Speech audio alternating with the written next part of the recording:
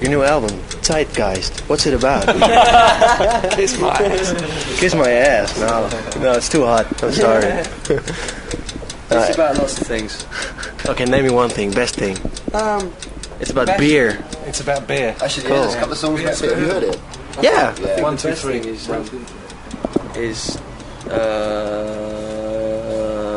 That's my favourite song. Is the one about drinking, where you don't want to go out, where you want to stay in. You've had enough of drinking, and somebody comes around and says, "Come on, we'll go out for a pint. You know, just one drink, it'll be all right." And then you go out and you have one. Oh, come on, let's stay. Just have one more. And then you're there at 3 o'clock in the morning in a club, and you've just taken another pill, and you. Okay, and your favourite? My favourite, Exodus. It sums up the spirit of being a leveler. Band. No, yeah, being the levelers, not just being in the levelers as a band, but being a part of this whole kind of like community that we seem to set up around our building down in Brighton. You seem to set up?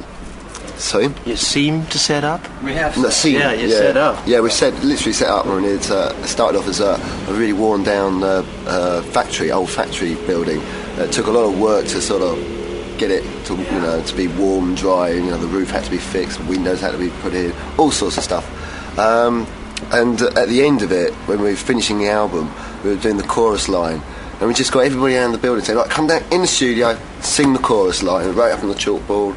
So how many people were there? 7, 8. I mean, I wasn't even there. It was not everybody. It was everybody who was left in the building. It was everyone in the building at the time. Oh God, get everyone in. And it's come out so well. It just really sums up to me. Do people live in the building as well? Nobody lives in the building. It's just it's a place of work. Okay, what's there? What's in the building? There's a bicycle repair shop or something. Yeah. Garage. There's a garage with lots of bikes because we have become quite into bikes. Bike. We've got I've always been into motorbikes. Yeah, really? Yeah, always. I love them. I think they're great. They're cheap. They're fast. They're cheap. They're not cheap. They're totally expensive. Well, it depends. It depends. It depends. But you look like a Harley man. I'm not a Harley man. No, they're expensive and they're unreliable unless you're good at mechanics. Okay, so BMW. I'm actually a Motor Guzzi man, actually. But there you go. Fancy. So what's in the building? Well, next door to our motorbike garage shop is a bar with a pool table, which is the first room we got sorted out. Priorities, of course. Kitchens. Kitchen. Shower. Merch room. We've got a roadie room. When's the brewery due? I think it was some contract. We're going to try and set up a still, I think, at some point. But anyway. Rehearsal room with a PA system in it, small PA system, so it's to us a professional rehearsal place with our equipment always set up when we're around. Next door to that, control room, 24-track studio. Not totally flash at all, just very basic, just good microphones, good desk, but kind of like just strictly down to 24-track. Upstairs, there is a couple of standby bedrooms, come sort of art room type things. If anybody needs to stay the night, they can if they have to. We don't really encourage it. And then there's a full-scale office, conference room, and then there's a separate building which we lease out to artists, jewellers, a couple of other musicians, and kind of drama production company. So it's very busy. There's a lot of creativity going on in that area, which is obviously helps create. If you're sitting writing songs surrounded by all those people, it's really good. You get a very good atmosphere, working environment, if you like. I know you guys were selling a lot of records, but you must have sold millions of records to buy the place, or not? Not really sold millions of records, but it did come from the publisher. Silver-tongued to your record company. Yeah, it was partly about the record company, because we worked out how much it cost to make an album. And we went and turned around, did some maths, and found out how much the desk cost, and we got stuff second hand as well. And said, well, it would cost a third of what we would pay if we had to go to a normal recording studio. The building was a little bit more than the advance would have been due from the record company. So we said, look, if you're willing to front us up a bit of extra money now, rather than, because with contracts you get a bit before, a bit after, and a bit sort of on release sort of thing. We said, look, give it to us now. We'll get this building. we'll sort it out into a studio. We bought some gear off Tom Robinson, like the desk and a tape machine and some outboard stuff,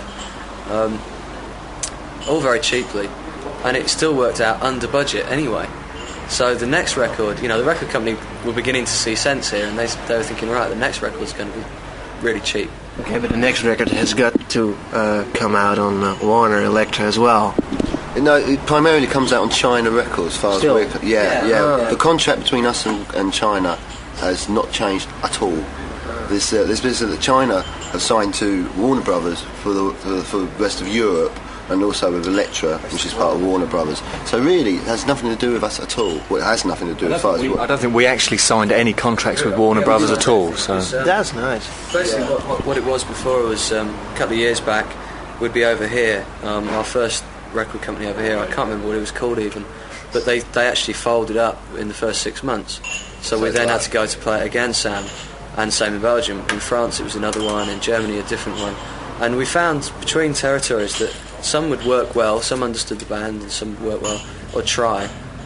You'd get one or two people within a record company who'd be really into the band, but the people at the top would be going, no, we don't understand this lot, fuck them, So so we, in some ways, the move that China Records made by selling to Warner was good, in respect of that people in those territories can now get hold of our record a lot easier, which was becoming apparent. So people from Sweden were writing in going, how do I get hold of your first album or your second album? And we're like, well, I don't know, you have to ask our record company, and they were useless, So, but they don't have any power or control over us. We have signed nothing with them contractually.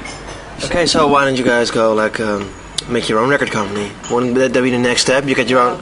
Does it cost a lot of money? Oh yeah, thing is, if you set up a record company, you've got to be complete business heads, and we're not business heads. We've got sense. You've got to turn around and say to a band, right, okay, here's $3,000, make us a demo. Okay, we like the demo, here's